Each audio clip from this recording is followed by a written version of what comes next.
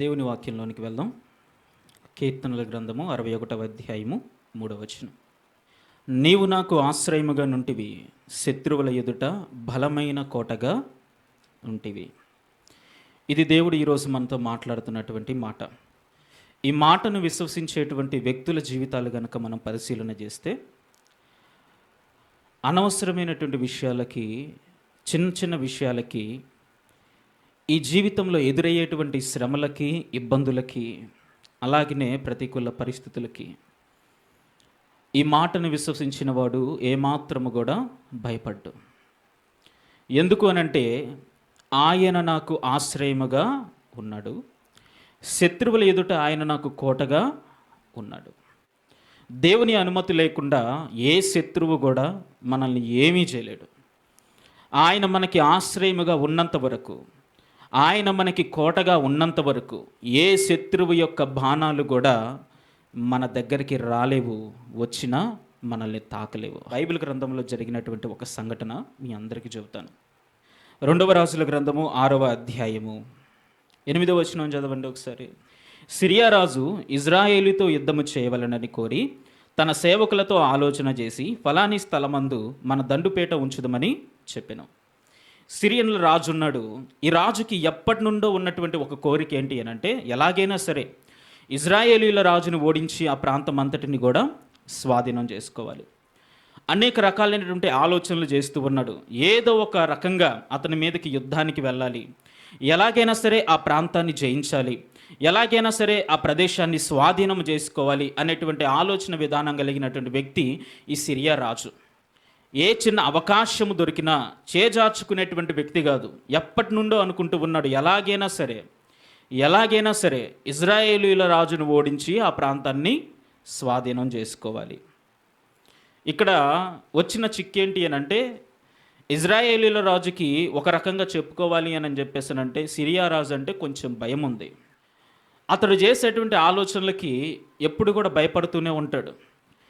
అతని దగ్గర నుండి ఏ సమాచారం వచ్చినా సరే వెంటనే వస్త్రాలు చింపుకొని ఏడవడం ఇతడు చేసేటువంటి పని. మీకు ఇంకా అర్థమయ్యేలా చెప్పాలి అని అంటే, ఒకానొక సందర్భంలో నయమాను గురించి మనందరికీ తెలుసు కదా, నయమాను కుష్ఠరోగం గురించి మనందరికీ తెలుసు కదా. నయమాను సిరియా సైన్యాధిపతి. ఈ సైన్యాధిపతి అయినటువంటి ఈ నయమాను ఒక చిన్నదాన్ని ఇజ్రాయేలు దేశంలో నుండి బానిసగా తెచ్చుకొని తన ఇంట్లో పనికత్తిగా పెట్టుకున్నప్పుడు, తన యజమానుడికి ఉన్నటువంటి ఆ యొక్క కుష్ఠరోగాన్ని గమనించి ఈ చిన్నది ఏం చేసింది అని అంటే, ఎలాగైనా సరే నా యజమానుడికి నయం అవ్వాలి అనేటువంటి ఉద్దేశంతో తన యజమానుడితో మాట్లాడేటువంటి మాట ఏంటి, అయ్యా ఇజ్రాయేలు దేశంలో ఒక ప్రవక్త ఉన్నాడు, ఆయన దగ్గర కనుక మీరు వెళ్తే మీకున్నటువంటి ఈ కుష్ఠరోగం అనేది వెళ్ళిపోతుంది. కాబట్టి మీరు వెళ్ళిపోయి ఆ ఎలీషా ప్రవక్తను మీరు ఒకసారి కలవండి అనేటువంటి ఆలోచన చేయగానే ఈ సైన్యాధిపతి అయినటువంటి నయమాను సిరియా రాజు దగ్గరికి వెళ్ళిపోయి ఈ సమాచారాన్ని ఇచ్చాడు. అయ్యా, మనం ఎప్పటి నుంచో యుద్ధం చేయాలనుకుంటున్నటువంటి ప్రదేశంలో, మనం స్వాధీనపరుచుకోవాలనుకుంటున్నటువంటి దేశంలో ఒక ప్రవక్త ఉన్నాడంట. ఆ ప్రవక్త దగ్గరికి వెళ్తే నాకున్నటువంటి ఈ రోగము నయమైపోతుందంట, ఒకసారి ఆలోచన చేయరాదు అని చెప్పేసి నీ సైన్యాధిపతి అయినటువంటి నయమాను సిరియా రాజుకి వర్తమానాన్ని, సమాచారాన్ని ఇచ్చాడు. అప్పుడు సిరియా రాజు చేసినటువంటి పని ఏంటి చూడండి. 2వ రాజుల గ్రంథము 5వ అధ్యాయము 2వ రాజుల గ్రంథం 5వ అధ్యాయము 4వ వచనం నుంచి చదవండి ఒకసారి. నయమాను రాజునొద్దకు పోయి ఇజ్రాయేలు దేశపు చిన్నది చెప్పిన మాటలను అతనికి తెలియజేయగా, సిరియా రాజు, నేను ఇజ్రాయేలు రాజునకు దూత చేత పత్రిక పంపించేదనని ఆజ్ఞ ఇచ్చిన గనుక అతడు 20 మనుగల వెండియు 1,20,000 రూపాయల బంగారును 10 దుస్తుల బట్టలను తీసుకుని పోయి ఇజ్రాయేలు రాజునకు పత్రికను అప్పగించెను. ఆ పత్రికలో ఉన్న సంగతి ఏదనగా, నా సేవకుడైన నయమానుకు కలిగిన కుష్ఠరోగమును నీవు బాగు చేయవలెనని ఈ పత్రికను అతని చేత నీకు పంపించి ఉన్నాను. ఇజ్రాయేలు రాజు ఈ పత్రికను చదివి వస్త్రములను చింపుకొని చంపుటకును బ్రతికించుటకును నేను దేవుడనా? ఒకనికి కలిగిన కుష్ఠరోగమును మాన్పుమని నా యొద్దకు ఇతడును పంపుట ఏమి? నాతో కలహమునకు కారణము అతడు ఎట్లు వెతుకుచున్నాడో మీరు ఆలోచించుడనెను. సిరియా రాజు ఏం చేశాడంటే, నయమానికి కుష్ఠరోగం ఉంది, ఇతడు పరాక్రమం కలిగినటువంటి వీరుడైనప్పటికీ కూడా సైన్యాన్ని బాగా నడిపిస్తూ ఉన్నటువంటి వ్యక్తి అయినప్పటికీ కూడా అతనికి ఉన్నటువంటి ఒక రోగాన్ని బట్టి ఎలాగైనా సరే తన దగ్గర ఉన్నటువంటి ఈ సేవకుడు బాగుపడాలని ఇజ్రాయేలు రాజునికి వర్తమానం పంపించాడు. నయమాను చెప్పిన ప్రకారం, నువ్వేం చేస్తావంటే నా సైనికుని నీ దగ్గరికి పంపిస్తూ ఉన్నాను, అతన్ని బాగు చేసి మరలా నా ప్రదేశానికి పంపించు. ఈ వర్తమానం పంపించగానే ఇజ్రాయేలు రాజుకి ఏం అర్థం కాలేదు. నేనేమన్నా దేవుణ్ణి అనుకుంటున్నాడా సిరియా రాజు? కుష్ఠరోగాన్ని నేను మానపడం ఏంటి? నేనేమన్నా దేవుణ్ణా? ఒక మనిషిని బ్రతికించడానికి, లేకపోతే ఒక మనిషి మరణానికి కారణం అవ్వడానికి, తనకున్నటువంటి కుష్ఠరోగాన్ని తీసివేయడానికి నేనేమన్నా దేవుణ్ణా? ఇదంతా కూడా సిరియా రాజు కావాలని చేస్తూ ఉన్నాడు. ఎలాగైనా సరే నాతో యుద్ధం చేయాలని, ఎలాగైనా సరే ఈ ప్రాంతాన్ని స్వాధీనపరుచుకోవాలని కారణాలు వెతుకుతూ ఉన్నాడు. అవకాశం కొరకు ఎదురు చూస్తూ ఉన్నాడు. చూడండి ఇతను ఎట్లా పత్రికను పంపించాడు. కలహము కోసము, గొడవ కోసము ఇలాంటి పనులు ఇతను చేస్తున్నాడని చెప్పేసి వస్త్రాలు చింపుకొని ఏడుస్తూ ఉన్నాడంట. ఈ విషయము ఎలీషాకు తెలిసిందే. ప్రవక్త అయినటువంటి ఎలీషాకి ఈ విషయం తెలిసిన వెంటనే ఎలీషా రాజు దగ్గరకు వచ్చేసి, నువ్వెందుకు వస్త్రాలు చింపుకొని ఏడుస్తున్నావు? అతన్ని రమ్మని చెప్పు, కుష్ఠరోగాన్ని బాగు చేయగలిగినటువంటి దేవుడు మన దేశంలో ఉన్నాడు. హల్లెలూయా.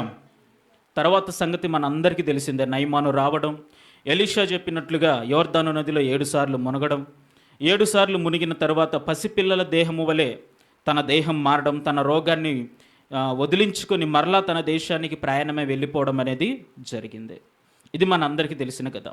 కానీ ఈ రాజు ఎలాంటి ఆలోచన కలిగి ఉన్నాడు అనంటే, నయమాను కుష్ఠరోగాన్ని ఈ దేశంలో విడిచిపెట్టి వెళ్ళిపోయినప్పటికీ కూడా సిరియా రాజు ఏదో ఒక రకంగా మా దేశాన్ని ఆక్రమించుకోవడానికి ప్రయత్నాలు చేస్తూ ఉన్నాడు అనేటువంటి ఆలోచన విధానాన్ని కలిగి ఉన్నాడు. అతడు కలిగి ఉన్న విధానం ప్రకారమే సిరియా రాజు కూడా ఎప్పటికప్పుడు ఎలాగైనా సరే ఇజ్రాయేలీల యొక్క దేశాన్ని స్వాధీనం చేసుకోవాలి, ఆ రాజును ఓడించాలి, ఆ ప్రాంతాన్ని స్వాధీనం చేసుకోవాలి అనేటువంటి ఆలోచన విధానాన్ని కలిగి ఉన్నాడు ఇతడు కూడా. అందుకే ఒకానొక టైంలో తన దగ్గర ఉన్నటువంటి పని వాళ్ళని, మంత్రులని, వీళ్ళందరినీ కూడా పిలిచి వీళ్ళందరితో ఒక డిస్కషన్ పెట్టాడు. మనం ఎలాగైనా సరే ఇజ్రాయేలీల సైన్యాన్ని ఓడించి ఆ దేశాన్ని స్వాధీనం పరుచుకోవాలి, ఇజ్రాయేల్ రాజును ఓడించాలి, యుద్ధం చేయాలి అని చెప్పేసి ఆలోచన చేసి ఇతను ఏం చేశాడంటే కొంతమంది సైన్యాన్ని ఇజ్రాయేల్ దేశంలోకి పంపించాడు. రాజు ఏ ఏ ప్రాంతాల్లో తిరుగుతూ ఉంటాడో, సైనికుల్ని అంటేసుకొని ఏ ఏ ప్రాంతాలకి ప్రయాణం చేస్తూ ఉంటాడో అలాంటి కొన్ని ప్రాంతాలను ఎన్నుకొని ఆ ప్రాంతంలోకి కొంతమంది సైనికుల్ని పంపించాడు, సైనిక దళాల్ని పంపించాడు. అయితే ఈ సైనికులు వస్తున్నారన్న సంగతి ఎవరికి తెలుస్తూ ఉందంటే ప్రవక్త అయినటువంటి ఎలీషాకి తెలుస్తూ ఉంది. ఎలీషా ఏం చేశాడు? ఇజ్రాయేల్ రాజు దగ్గరికి వెళ్ళిపోయి, రాజా ఈరోజు నువ్వు ఎక్కడికి వెళ్తున్నావు అంటే, ఇదిగో పలానా ప్రాంతానికి వెళ్తున్నానంటే అక్కడికి వెళ్ళకు. అక్కడికి వెళ్తే అక్కడ సిరియన్ సైనికులు ఉన్నారు, వాళ్ళు నిన్ను ఏ విధంగానైనా సరే హతము చేసి, నీతో యుద్ధము చేసి, నిన్ను ఓడించి నీ ప్రాంతాన్ని స్వాధీనం చేసుకుంటారు. కాబట్టి నువ్వు ఆ ప్రాంతానికి వెళ్ళకు అనేటువంటి మాటను ప్రవక్త అయినటువంటి ఎలీషా ఇజ్రాయేలు రాజునకు తెలియజెప్పేవాడు. ఇతడి మాట ప్రకారం ఇజ్రాయేల్ రాజు కూడా ఆ ప్రదేశానికి వెళ్లకుండా తనని తాను కాపాడుకుంటూ, రాజ్యాన్ని కాపాడుకుంటూ వెళ్తూ ఉండేవాడు. ఇలా అనేక సార్లు జరిగింది. అయితే ఈ సిరియన్ల రాజుకి ఏ విషయం అనేది అర్థం కావట్లేదు. మనం వెళ్తూ ఉన్నాం, సైనికుల్ని పంపిస్తూ ఉన్నాం, పక్కా ప్లానింగ్ ప్రకారం అక్కడ తిష్ట వేసుకొని కూర్చుంటున్నాం, కానీ ఆ టయానికి రాజు ఎలా ఎస్కేప్ అవుతున్నాడు, రాజు ఎలా తప్పించుకుంటున్నాడు, ఎలా మన చేతికి చిక్కడం లేదు అని ఆలోచన చేసి తన మంత్రులందరిని కూడా పిలిచి ఒక డిస్కషన్ పెట్టాడు అక్కడ. అప్పుడు ఒక పనివాడు వచ్చేసి అంటూ ఉన్నాడు, అయ్యా ఆ సమాచారాన్ని తెలియజెప్పడానికి మాత్రం ఒక ఆయన ఉన్నాడు, ఆయన ప్రవక్త అయినటువంటి ఎలీషా. నువ్వు చేసేటువంటి ఆలోచన మొత్తం కూడా అతనికి తెలుస్తుంది. నువ్వు చేసేటువంటి ఆలోచన నీ ఇంట్లో వాళ్ళకి తెలియకపోవచ్చు, మాకు తెలియకపోవచ్చు, సైనికులకు తెలియకపోవచ్చు, రాజ్యానికి తెలియకపోవచ్చు, కానీ నువ్వు చేసేటువంటి ప్రతి ఆలోచన కూడా ప్రవక్త అయినటువంటి ఎలీషాకి తెలుస్తూ ఉంది. నువ్వు సైనిక దళాల్ని పంపుతూ ఉన్నావు, ఆ పంపిన విషయం అతను పసిగడుతూ ఉన్నాడు. వెళ్ళిపోయి రాజుని వెంటనే అలర్ట్ చేస్తూ ఉన్నాడు. ఆ రాజు ఎలీషా మాటను విని ఆ ప్రాంతానికి రాకుండా తప్పించుకుంటూ ఉన్నాడు. అందుకే ఆ రాజు మన చేతికి చిక్కడం లేదు, వారితో మనం యుద్ధం చేయలేకపోతూ ఉన్నాం అని చెప్పేసినటువంటి విషయాన్ని ఇతనికి తెలియజెప్పగానే సిరియన్ల రాజు ఒక ఆలోచన చేశాడు. సరే, ఎలాగైనా సరే ఆ ప్రాంతాన్ని మనము స్వాధీనం చేసుకోవాలి. దానికి అడ్డుగా ఉన్నది ఎవరు అని చెప్పేసారంటే ప్రవక్త అయినటువంటి ఎలీషా. ఇప్పుడు సిరియన్ల రాజు ఏం చేశాడు అనంటే, రాజు కోసము సైనిక దళాన్ని పంపించడం లేదు, ఇప్పుడు ప్రవక్త అయినటువంటి ఎలీషా కోసం సైనిక దళాన్ని పంపిస్తూ ఉన్నాడు. సైనికులకు ఆర్డర్ ఇచ్చాడనమాట. వెంటనే మీరు వెళ్ళిపోయి ఆ ప్రవక్త అయినటువంటి ఎలీషా ఎక్కడున్నాడో అతన్ని పట్టుకుని రండి, అతన్ని పట్టుకుని రండి. ఎలీషా గనక ఆ ప్రాంతంలో లేకపోతే ఆ రాజుని మనం ఓడించడం చాలా సులువైనటువంటి పని. ఆ దేశాన్ని, ఆ ప్రాంతాన్ని మనం స్వాధీనం చేసుకోవచ్చు. కాబట్టి ముందుగా ఆ ఎలీషాను తీసుకొని వచ్చేయండి అని చెప్పేసి కొంతమందిని సైనికులని ఎలీషా ఉన్నటువంటి ప్రాంతానికి పంపించాడు. కొంతమంది సైనికుల దళాల్ని రథాలతో, ఆయుధాలతో, సైనికులతో, బలగముతో, మొత్తం కూడా కట్టుదిట్టమైనటువంటి భద్రతతో ఎలాగైనా సరే ఎలీషాను బంధించి తీసుకొని రావడానికి గొప్ప సైనిక దళాన్ని ఎలీషా ఉన్నటువంటి ప్రాంతానికి ఈ సిరియన్ల రాజు పంపించాడు. వీళ్ళు ఈ ప్రాంతంలో ఉండి నివసిస్తూ ఉన్నప్పుడు ఆ ప్రాంతం అంతటినీ కూడా ఈ సిరియన్ సైనికులు అందరూ కూడా చుట్టుముట్టేశారు. చుట్టుముట్టేసిన తర్వాత ఉదయాన్నే లేచి పరిస్థితిని గమనిస్తూ ఉన్నాడు. ఎలీషా దగ్గర ఉన్నటువంటి ఒక శిష్యుడు, ఒక పనివాడు పరిస్థితిని గమనిస్తూ ఉన్నాడు. వచ్చి బయటకు వచ్చేసి చూడగానే చుట్టూ కూడా సైనిక దళాలు ఉన్నాయి, సిరియన్ సైనికులు ఉన్నారు, గుర్రాలు కనపడుతూ ఉన్నాయి, రథాలు కనపడుతూ ఉన్నాయి, వారి చేతుల్లో ఆయుధాలు కనపడుతూ ఉన్నాయి.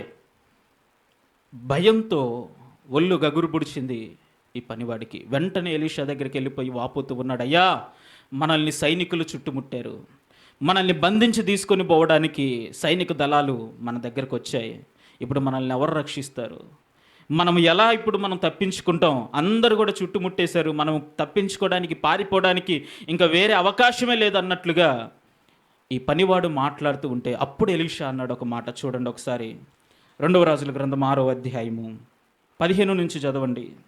దైవజనుడైనటువంటి అతని పనివాడు పెందలకడనే లేచి బయటకు వచ్చినప్పుడు గుర్రములను రథములను గల సైన్యము పట్టణమును చుట్టుకుని ఉండుట కనబడెను.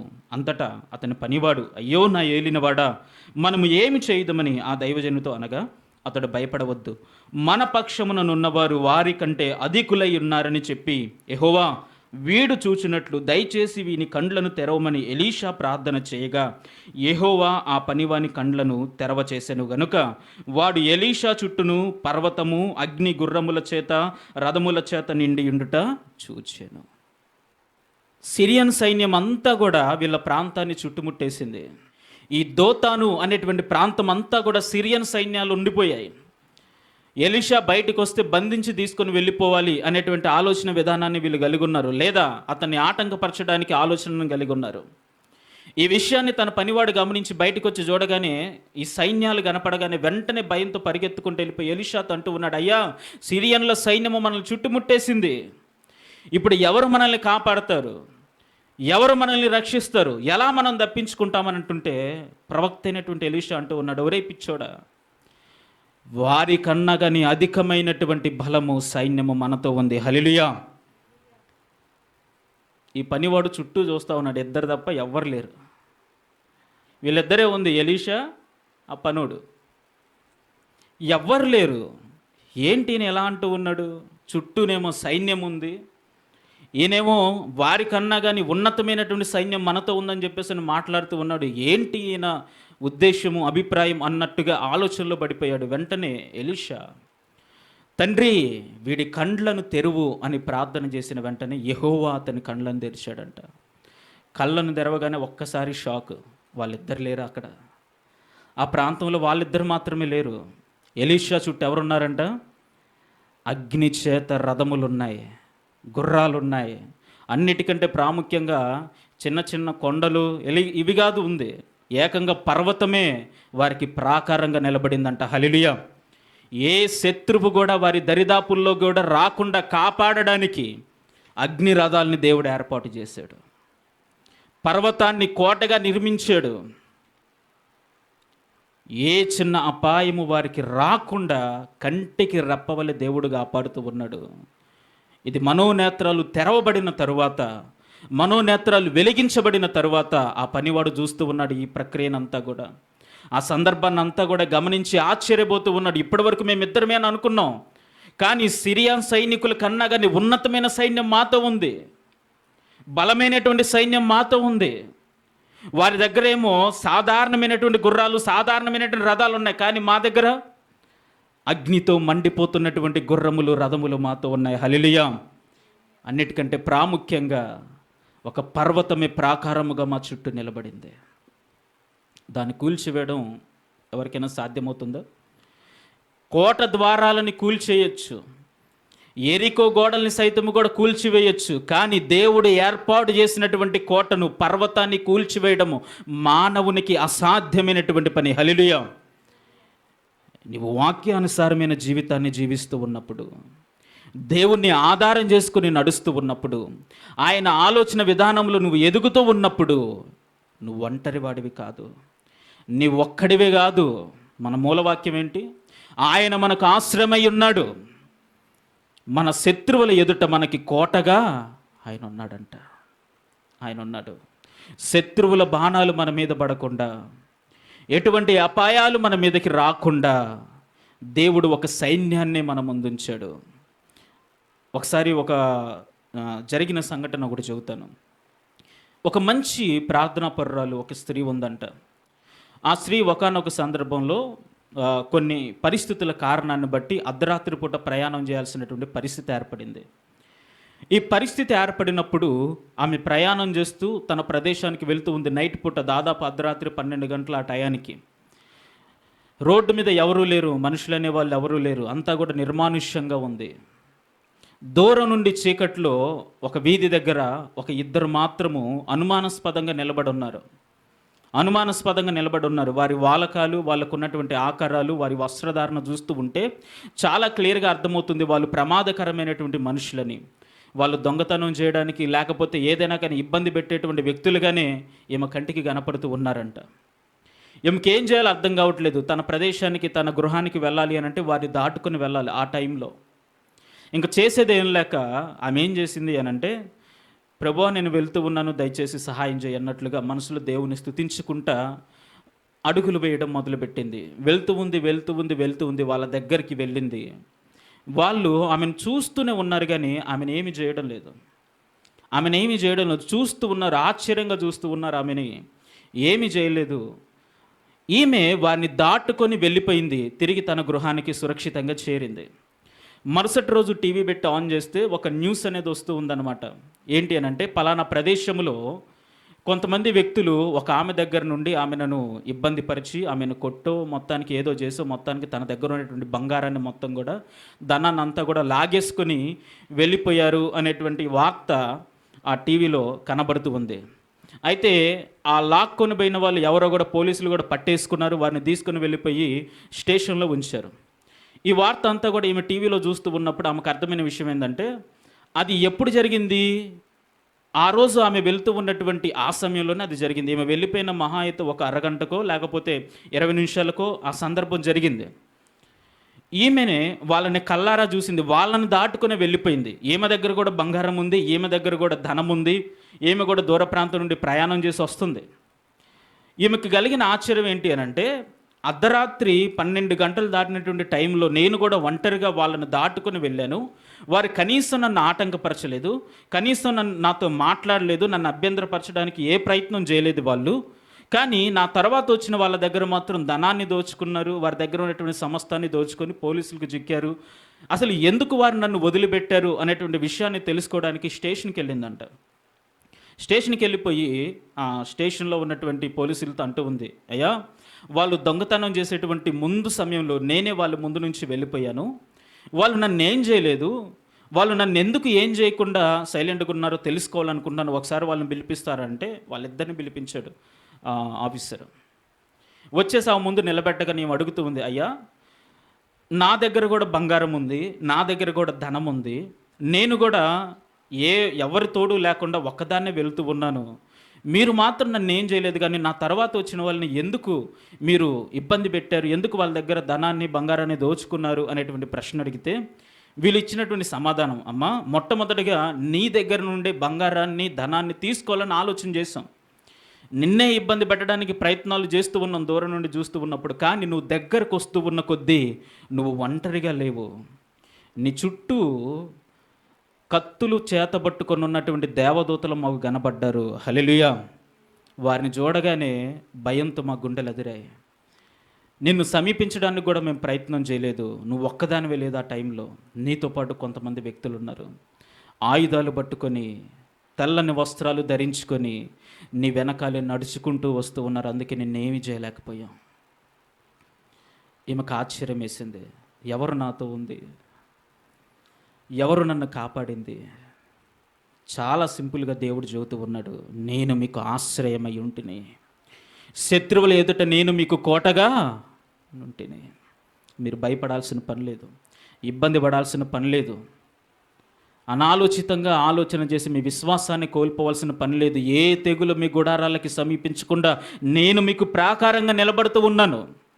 విశ్వసించిన ప్రతి ఒక్కడు ఇలాంటి అద్భుతాలు చూస్తాడంట. హల్లెలూయా. ఈ మాటను విశ్వసించిన వాడు ధైర్యంగా మీ జీవితాలను ముందుకు కొనసాగనివ్వండి. చిన్న చిన్న ఇబ్బందులు వచ్చినప్పుడు, చిన్న చిన్న ప్రతికూల పరిస్థితులు మీ జీవితాల్లోకి ఎదురవుతూ ఉన్నప్పుడు భయపడకండి. దేవుడు మనకి తోడుగా ఉన్నాడనేటువంటి ధైర్యంతో మీ ప్రతి పనిని కూడా మీరు ముందుకు కొనసాగించండి. మీరు ప్రారంభిస్తున్నటువంటి ప్రతి పనిలో కూడా దేవుని యొక్క సహాయాన్ని తీసుకోండి. మీ కంటికి కనిపించకపోవచ్చు, కానీ మీ మనోనేత్రాలు వెలిగించబడితే మీ చుట్టూ ఉన్నటువంటి దేవుని యొక్క సైన్యం మీ కంటికి ఖచ్చితంగా కనపడుతూ ఉంది. హల్లెలూయా. ఒకప్పుడు నాకు కూడా ఒక చిన్న భయం ఉండేది. అదేంటి అని అంటే, నేను పరిచర్య నిమిత్తం కొండపాలెం వెళ్ళేవాడిని కదా, ఈ వినుకొండ ప్రాంతం దగ్గర ఉన్నటువంటి దానికి నేను వెళ్ళాలి అని చెప్పేసానంటే ఆ ఫారెస్ట్ ఏరియాని దాటుకొని వెళ్ళాలి, అడవి ప్రాంతాన్ని దాటుకొని వెళ్ళాలి. దాదాపుగా 3-4 కిలోమీటర్ల వరకు ఈ అడవి ప్రాంతం ఉంటుంది. నేను స్టార్టింగ్లో పరిచర్య నిమిత్తం ఆ ప్రాంతానికి వెళ్తూ ఉన్నప్పుడు చాలామంది నాకు ఇచ్చినటువంటి సమాచారం ఏంటి అని అంటే, అయ్యా ఇక్కడ కొంతమంది దొంగలు తిరుగుతూ ఉంటారు, దోపిడీదారులు తిరుగుతూ ఉంటారు, ఇక్కడ హత్యలు జరుగుతూ ఉన్నాయి, స్త్రీలను నిర్దాక్షిణంగా ఇక్కడికి తీసుకొని వచ్చేసి చంపేస్తూ ఉన్నారు అనేటువంటి చాలా సమాచారాలు నాకు తెలిసే. కానీ పరిచర్య నిమిత్తం మనం ఏ టైంకి వెళ్తాం? ఆదివారం అంటే ఉదయాన్నే వెళ్ళిపోయేవాడిని, కానీ శుక్రవారం పూట లేకపోతే బుధవారం పూట నైట్ పూట వెళ్ళాల్సిన పరిస్థితి.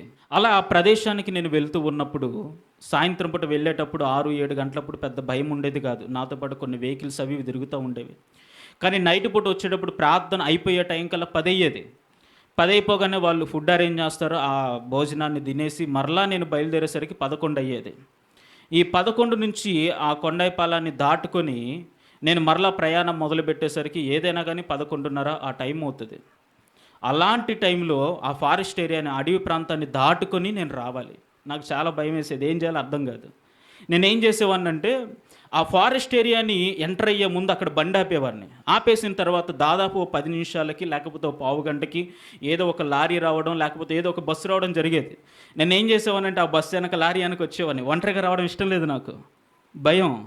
ఆ ఫారెస్ట్ ఏరియాలోకి రావడం దేనికిరా బాబు అని చెప్పేసి, దొంగలు ఉంటారంటున్నారు, మన దగ్గర ధనం లేకపోయినా కానీ బండి ఉన్న ఏదో ఒకటి ఇబ్బంది పెడతారనేటువంటి ఉద్దేశంతో ఏదో ఒక తోడు కోసం లారీయో బస్సో వస్తే దాని వెనక చిన్నగా వచ్చేవాడిని.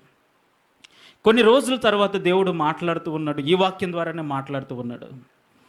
నేను నీకు ఆశ్రయమనై ఉంటిని, నీ శత్రువులు ఎదుట నేను నీకు కోటగా ఉంటిని. ఎందుకు భయపడుతున్నావు? ఎందుకు భయపడుతున్నావు? ప్రారంభ దశలో నాకు భయంగానే ఉంది. ఒక్కనే ఒంటరిగా అడవి ప్రాంతాన్ని దాటుకొని పరిచర్యకి వెళ్ళాలి, ఎలా ప్రభువా ఏంటి అని చెప్పేసి ఆలోచన చేశాను. కానీ ఎప్పుడైతే దేవుని యొక్క వాక్యం ద్వారా మనతో మాట్లాడాడో, నన్ను బలపరిచాడో, అప్పటి నుండి నా విధానం మారిపోయింది. దాదాపుగా ఆల్ నైట్ ప్రార్థన కూడా అక్కడ ముగించుకొని అర్ధరాత్రుల పూట 1:30, 2 గంటలకి, 3 గంటలకు కూడా ఒక్కనే ప్రయాణం చేసి మరలా ఈ ప్రదేశానికి వచ్చినటువంటి పరిస్థితులు నా జీవితాలు ఎన్నో ఉన్నాయి. దాదాపుగా 2 సంవత్సరాల వరకు ఆ పరిచర్య నేను కొనసాగించాను. నేను ఇక్కడికి వచ్చేసరికి ఎంత అవుతుంది టైము? 2:30, 3. నేను ఇక్కడికి వచ్చేసరికి కొన్నిసార్లు మన వాళ్ళందరూ కూడా అలర్ట్ అయిపోయి వారి పనులు చేస్తూ ఉంటారు. 4, 4:30 కూడా అవుతూ ఉండేది. రాత్రంతా కూడా దాదాపు ఈ 60 కిలోమీటర్ల ప్రయాణం ఒక్కడనే చేసేవాడిని. ఏ ధైర్యంతో అనంటే, మనుషుల మీద ఆధారపడిన జీవితాన్ని బట్టి కాదు, కానీ దేవుడు నాకు తోడు ఉన్నాడు అనేటువంటి ధైర్యంతో. హల్లెలూయా. నా ఫీలింగ్ ఏంటి అనంటే, మీరు ఎప్పుడైనా కానీ సీఎం వెళ్ళేటప్పుడు మీరు ఎప్పుడైనా గమనించారా? సీఎం వెళ్ళేటప్పుడు ఏం జరుగుద్ది? అతడు ఒక కారులో ఉంటాడు, ఆ ఒక కారు మాత్రమే ప్రయాణం చేసుకుంటూ వెళ్తుందా? లేదు, అతని వెనక 10 కార్లు, ముందు ఒక 10 కార్లు, దానికి తోడు పోలీసులు, బందోబస్తు మొత్తం కూడా ఏర్పాటు చేసుకొని ప్రయాణమే వెళ్తూ ఉంటారనమాట. ఒక పదవిలో ఉన్నందుకు ఇంత సైన్యం అనేది అవసరం. కానీ దేవుని యొక్క పరిచర్యలో వాడబడుతున్నటువంటి విధానమును బట్టి ఆయన పనివాడిగా, ఆయన యొక్క సేవకుడిగా దేవుడు ఎప్పుడు కూడా నన్ను ఒంటరిగా పంపించలేదు. నేను అనుకునేది ఏంటంటే, నేను బైక్ మీద వస్తున్నానంటే ఎదురుంగా 10 మంది దేవదూతలు, నా వెనక ఇంకొక 10 మంది దేవదూతలు కత్తులు పట్టుకొని, అంటే గన్నులు ఇంకా అప్డేట్ అయ్యారో లేదో నాకేదో తెలియదు కానీ నేను ఫీల్ అయ్యేది మాత్రం అదే. కత్తులు చేత పట్టుకునేటువంటి దేవదూతలు, ఏ శత్రువు నాకు ఎదురుపడకుండా ఉండడానికి నాకు తోడుగా దేవుడు ఒక సైన్యాన్ని నిర్మించాడు. హల్లెలూయా. ఆ ధైర్యంతో ఎంత దూరమైనా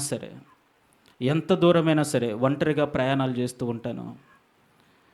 ఒంటరిగా దేవుని యొక్క పరిచర్ను ముగించుకొని మరలా సురక్షితంగా మరలా నా గృహానికి నేను చేరుకుంటాను.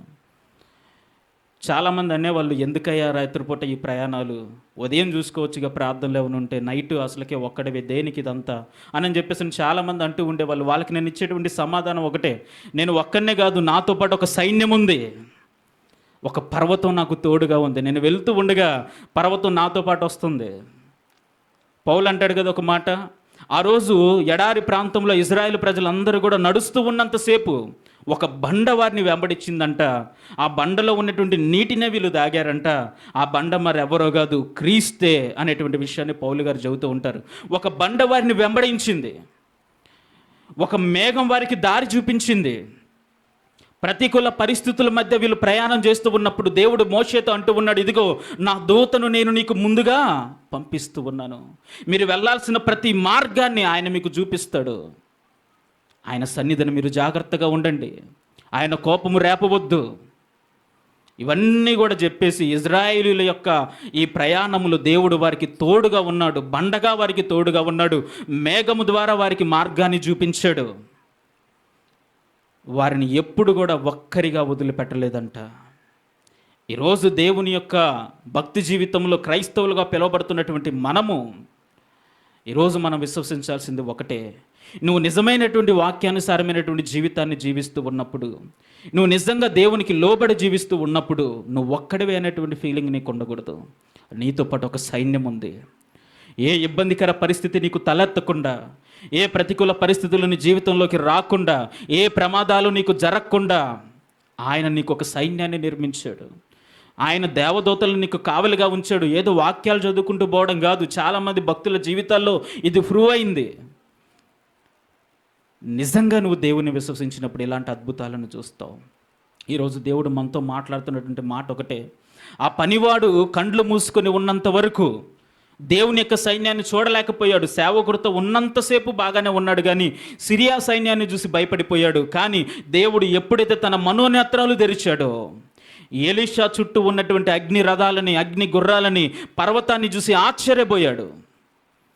ఈరోజు మన మనోనేత్రాలు తెరుద్దాం. మనం అందరం అనుకుంటూ ఉంటాం, దేవుడు మా చెయ్యి విడిచిపెట్టాడండి, దేవుడు మాతో లేడండి, దేవుడు మమ్మల్ని వదిలేశాడండి, అందుకే మా జీవితాలు ఇలాంటి పరిస్థితులు వస్తూ ఉన్నాయి, అందుకే మేము ఇలాంటి ఇబ్బందులు ఎదుర్కొంటూ ఉన్నామని చాలామంది అనుకుంటూ ఉంటారు. అయితే దేవుడు ఇస్తున్నటువంటి ఒక భరోసా ఏంటి అని అంటే, నేనేమాత్రము కూడా నీ చేయి విడువను, ఎన్నడు నిన్ను ఎడబాయను. వాగ్దానం చేసిన వాడు నమ్మదగిన వాడు కదండి. మనుషులు మాటిచ్చి తప్పొచ్చు, మనుషులు మాట మీద నిలబడకపోవచ్చు, కానీ దేవుడు ఒక్కసారి మాటిచ్చాడు అని అంటే ఆ మాటను నిలబెట్టుకునేటువంటి తత్వాన్ని కలిగిన వాడు. నిన్ను ఒంటరిగా వదిలిపెట్టేవాడు కాదు, నీ చేయిని వదిలిపెట్టేవాడు కాదు, నిన్ను ఇబ్బందికర పరిస్థితుల్లోకి నెట్టేవాడు కాదు. ఆయన నీకు తోడుగా ఉంటాడు. దానియేలుకి సింహాల బొన్నులో ఏ విధంగా అయితే తోడుగా ఉన్నాడో ఆ విధంగా నీకు తోడుగా ఉంటాడు. షడ్రకు మేషకు అబేద్నెగోలకి అగ్నిగుండంలో ఏ విధంగా తోడుగా ఉన్నాడో ఆ విధంగా నీకు తోడుగా ఉంటాడు. ప్రతికూల పరిస్థితుల్లో, ఇబ్బందికర పరిస్థితుల్లో ఇజ్రాయేలు ప్రజలకి ఆయన తోడుగా ఉండి వారిని ఏ విధంగా నడిపించాడో ఆ విధంగా ఆయన మనకి తోడుగా ఉంటాడు. ఆయన మన కొరకు సైన్యాన్ని నిర్మించాడు. మనల్ని ఒంటరిగా వదిలిపెట్టలేదు. ఆయనే ఉంటాడు కదా, నరుడు ఒంటరిగా ఉండడం మంచిది కాదు. మనం ఒంటరిగా ఉండడం ఆయనకి ఇష్టం లేదు, మనం ఇబ్బంది పడడం ఆయనకి ఇష్టం లేదు. అందుకే ఆయన అంటూ ఉన్నాడు, నేను మీకు ఒక సైన్యాన్ని ఇస్తూ ఉన్నాను. అసలు అంతెందుకని ఆయన అంటూ ఉన్నాడు, నేనే మీకు ఆశ్రయాన్ని, నేనే మీకు కోటగా ఉంటాను, నేనే మీ కోట, నన్ను దాటుకొని ఎవ్వడు కూడా మీ దగ్గరికి రావడానికి వీల్లేదు. అందుకే కదా అపవాది ఇబ్బంది పడింది, అయ్యా నువ్వు ఆ యోబుకి ధనాన్ని ఇచ్చావు, క్షేమాన్ని ఇచ్చావు, సంతానాన్ని ఇచ్చావు, ఇన్ని ఇచ్చావు కాబట్టి నిన్ను స్తుతిస్తున్నాడు, ఇన్ని ఇచ్చావు కాబట్టి యథార్థంగా జీవిస్తూ ఉన్నాడు, కానీ నువ్వు గనక అవన్నీ ఇవ్వకపోతే అతడు భక్తి జీవితాన్ని జీవించేవాడు కాదుగా అని చెప్పేసానంటే, దేవుడు అన్నాడు ఒక మాట, సరే నేను యోబు చుట్టూ నిర్మించినటువంటి ఆ కంచెను తీసివేస్తాను, నువ్వు వెళ్ళిపోయి అతన్ని ఇబ్బంది పెట్టు, అయినా సరే అతడు యథార్థంగానే ఉంటాడు అని ఛాలెంజ్ విసిరాడు దేవుడు అపవాదికి. అంటే ఇన్ని రోజులు అపవాది యోబుని ఎందుకు ఇబ్బంది పెట్టలేదు, ఎందుకు అతను ఆశీర్వదించబడుతూ ఉన్నంత వరకు కూడా చూస్తూనే ఎందుకు ఉండిపోయాడు అని అంటే, దేవుని యొక్క కంచె అతని మీద ఉంది, దేవుని యొక్క ప్రాకారం అతని మీద ఉంది. ఏ ఒక్కరు కూడా తను తాకడానికి కూడా వీల్లేదు అన్నట్లుగా ఒక కంచెను దేవుడు యోబు కొరకు నిర్మించాడంట. నువ్వు ఒక్కసారి ఆ కంచెను తీసివేయి, నేను వెళ్ళిపోయి ఇబ్బంది పెడతానంటే అప్పుడు దేవుడు తీసివేశాడు. అయినప్పటికీ కూడా ఇచ్చినటువంటి మాట ఏంటి, అతడి ప్రాణమును మాత్రము నీవు ముట్టడానికి వీల్లేదు. ఏదైనా ఇబ్బంది పెట్టుకో. అందుకే కొన్ని సందర్భాల్లో మన విశ్వాసానికి పరీక్షలు ఎదురవుతాయి, కొన్ని ఇబ్బందులు ఎదురవుతాయి. అలాగని చెప్పేసి దేవుడు మనతో లేడని కాదు, నీ ప్రాణం మీద అపవాదికి దేవుడు ఎన్నటికీ కూడా అధికారం అనేది ఇవ్వడం, ఎన్నటికీ ఇవ్వడం. కొన్ని ఇబ్బందులు వస్తున్నాయి అని అంటే నీ విశ్వాసాన్ని పరీక్షక, నిన్ను బట్టి దేవుడు ఏదో ఆశిస్తూ ఉన్నాడనే అర్థం చేసుకోవాలి. అంతవరకు కూడా దేవుని యొక్క సైన్యం మనతోనే ఉంటుంది, దేవుని యొక్క ప్రాకారం మనతోనే ఉంటుంది, ఆయన కంచె మనతోనే ఉంటుంది. ఏ ఇబ్బంది మనకి ఎదురవ్వదు. కాబట్టి ధైర్యంగా మన జీవితాల్లో ముందుకు కొనసాగిద్దాం. ఇప్పటి వరకు దేవుడు మాతో లేడండి, దేవుడు మమ్మల్ని చూసుకోవడం లేదండి, దేవుడు మా చేయి విడిచిపెట్టాడండి అనేటువంటి ఆలోచన విధానం ఎవరైనా కలిగి ఉంటే, ఆ పనివాడికి కలిగినట్లుగా కనువిప్పు మనకి కలగాలి. ఆ పనివాడు కళ్ళు తెరుచుకున్నట్లుగా మన మనోనేత్రాలు కూడా తెరవబడాలి. మన మనోనేత్రాలు తెరవబడినప్పుడు దేవుని యొక్క సైన్యాన్ని మనం చూడగలుగుతాం, ఆయన సంరక్షణలో మనం ముందుకు కొనసాగగలుగుతాం. ధైర్యంతో మన భక్తి జీవితాన్ని మనం ముందుకి నడిపించుకోగలుగుతాం. అట్టి ఉన్నతమైనటువంటి జీవితాన్ని, సంరక్షణ కలిగినటువంటి జీవితాన్ని దేవుడు మనందరికీ కూడా అనుగ్రహించునుగాక. తలలు వంచండి, ప్రార్థన చేసుకుందాం.